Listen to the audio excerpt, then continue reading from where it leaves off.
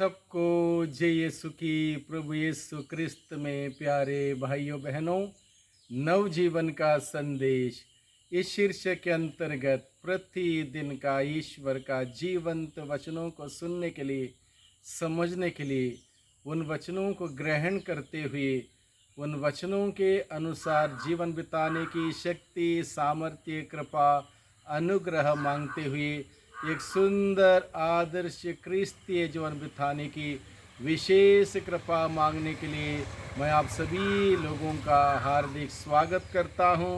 आज अगस्त की 14 तारीख है, बृहस्पतिवार का दिन है।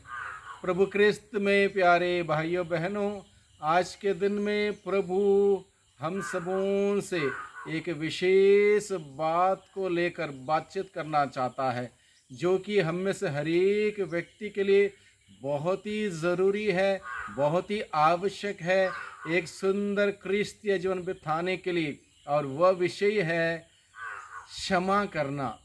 पेतरुस पूछता है, यदि मेरा भाई मेरे विरुद्ध अपराध करता जाए तो मैं कितनी बार उसे क्षमा करूं? 7 बार तक? ईसा ने उत्तर दिया, मैं तुमसे नहीं कहता 7 बार तक, बल्कि 70 गुना 7 बार तक। पेतरुस ने इसलिए कहा कि 7 बार तक, क्योंकि यहूदी समाज के प्रथा के अनुसार 3 बार माफ़ी देना या किसी को माफ़ करना जो नियम प्रचलित था, 3 बार तक, यानी कि बहुत ही उदारता पूर्वक 3 बार किसी को माफ़ कर दिया जा सकता है, माफ़ी दिया जा सकता है। इसलिए पेतरुस ने सोचा कि हम उससे आगे बढ़े और उदारता दिखाएं, इसलिए प्रभु के सामने वो पेश करता है, क्या 7 बार तक अगर हम माफ़ करें किसी को उतना पर्याप्त है या नहीं?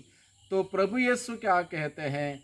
प्रभु यीशु ये नहीं कहते हैं कि हम केवल 7 बार तक या फिर 70 गुना 7 बार तक, यानी कि 490 बार या उससे ज़्यादा, बल्कि प्रभु ये कहता है कि हम सभी अनगिनत बार माफ़ करें। जब इंसान माफ़ी मांगता है, उसको माफ़ी पाने का पूरा अधिकार है।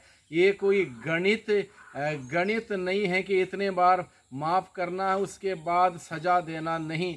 प्रभु यीशु मसीह क्या सिखाता है? दिल की गहराई से दूसरों के प्रति अपना प्रेम, अपनी सहानुभूति, अपना प्यार इजहार करते हुए उसको दिल से माफ़ी देना अनगिनत बार। जैसे कि हम सभी लोगों को आवश्यक है, ज़रूरी है अनगिनत बार माफ़ी, जो कि ईश्वर हम सबों को मुफ्त में हर दिन देता है। न जाने हम सभी कितने गलतियां करते हैं, कितने पाप करते हैं, कितने अपराध करते हैं, हम स्वयं नहीं जानते। उन सभी हमारे गुनाहों के लिए, गलतियों के लिए, पापों के लिए वो ईश्वर हमें माफ़ करता है, बारंबार माफ़ करता है। वो उस ईश्वर का अपार, असीम, अनंत प्यार है हम सबों के प्रति, जिसके चलते वो ईश्वर हम सबों को माफ़ करता है। इसलिए वो ईश्वर चाहता है, ईश्वर से जितना हमने माफ़ी ग्रहण किया है, पाया है, उसको अनुभव करें कि कितनी महान कृपा ईश्वर ने हम सबों पर दिखाई है। उसको महसूस करते हुए हम दूसरों का उदारता पूर्वक दिल से माफ़ करें, क्योंकि ये बहुत ही ज़रूरी है। जब हम लोग माफ़ करते हैं, हम दूसरों को हर प्रकार से आज़ाद करते हैं और स्वयं हम लोग आज़ाद हो जाते हैं। माफ़ी नहीं देने पर हम स्वयं बंधनों में जकड़ जाते हैं, दूसरों को भी बांध के रखते हैं। इसलिए प्रभु चाहता है कि हम आज़ाद रहें प्रभु में। इसलिए प्रभु ने हम सबों को माफ़ किया, हमसे भी प्रभु चाहते हैं कि हम दूसरों को माफ़ करें। और इस उदाहरण को और स्पष्ट तरीके से समझाने के लिए आज के सुसमाचार में प्रभु एक दृष्टांत के रूप में हमें सिखाता है। निर्दयी सेवक का, एक सेवक अपने मालिक के प्रति बहुत बड़ा कर्जदार था, लेकिन उसके गिड़गिड़ाने पर मालिक ने उस सेवक को माफ़ किया, उनके सारे कर्ज माफ़ कर दिए।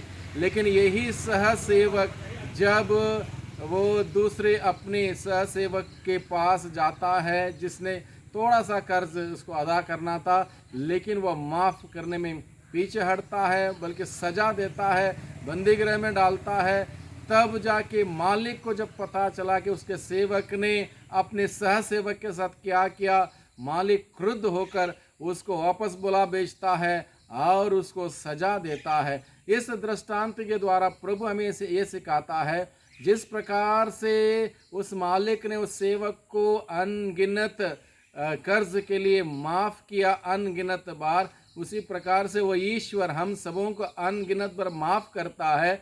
इसलिए हमारा कर्तव्य और फर्ज यह है कि हम दूसरों को अनगिनत बार माफ़ करें। अगर हम माफ़ नहीं करेंगे, हमारा स्वर्गीय पिता भी हमारे साथ ऐसा ही व्यवहार करेगा। इसलिए अगर मुझे ईश्वर से माफ़ी की आवश्यकता है, तो मुझे दूसरों को माफ़ करना होगा, क्षमा करना होगा, तभी मैं प्रभु से माफ़ी मांग सकता हूँ, क्षमा प्राप्त कर सकता हूँ। क्षमा प्राप्त किए बगैर हम ईश्वर के साथ नहीं जुड़ सकते, एक दूसरे के साथ नहीं जुड़ सकते। अगर हमने माफ़ नहीं किया, निश्चित रूप से हम स्वर्ग नहीं जा सकते। इसलिए आज के दिन के इस संदेश को हम सभी दोबारा पढ़ें, दोबारा सुने, ग्रहण करें, समझें। प्रभु कितनी बड़ी बात, महान बात, आवश्यक बात हम सबों के सम्मुख रखते हुए हम सबों को सिखाना चाहता है। हम माफ़ी कैसे दें और कैसे माफ़ी लें, इसलिए हम प्रभु के पास जाएं, अपने अपने गलतियों को याद करें और उस ईश्वर के महान प्रेम का अनुभव करें। वो ईश्वर कितने बार हम सबों को माफ़ करता है, उसी प्रकार से मुझे भी एक दूसरे को माफ़ करना मेरा कर्तव्य समझकर हम माफ़ी दें, माफ़ी लें। इस प्रकार से सुंदर क्रिस्तीय जीवन हम बिताएं, दूसरों को भी प्रेरित करें क्रिस्तीय जीवन बिताने के लिए। इस प्रकार से प्रभु की हम सभी महिमा करें। आज के दिन में संत मैक्सिमिलियन कॉल्बे की स्मृति मनाते हैं। संत मैक्सिमिलियन कॉल्बे एक शहीद है, एक बड़ा अनोखा शहीद, जिसने दूसरों की जान बचाने के लिए अपने आप को बलि अर्पित किया, अपने आप को कुर्बान किया। इस प्रकार से ईश्वर के प्रति अपने अगाध प्रेम, पड़ोसी के प्रति अगाध प्रेम वो दर्शाता, हम सबों को सिखाता है। इसलिए आज के दिन में इस महान संत मैक्सिमिलियन कॉल्बे की मध्यस्थ मांगते हुए हम प्रार्थना करें, कैसे हम एक दूसरे को माफ़ कर सकते हैं, माफ़ी दे सकते हैं और विनम्रता से माफ़ी मांग सकते हैं। इस विशिष्ट क्रिस्तीय मूल्यों को अपनाते हुए एक सुंदर क्रिस्तीय जीवन बिताने की विशेष कृपा, शक्ति, सामर्थ्य हम प्रभु से मांगें। वही प्रभु हम सबों को आशीष और बरकत प्रदान करें। सबको धन्यवाद, सबको जय यीशु की।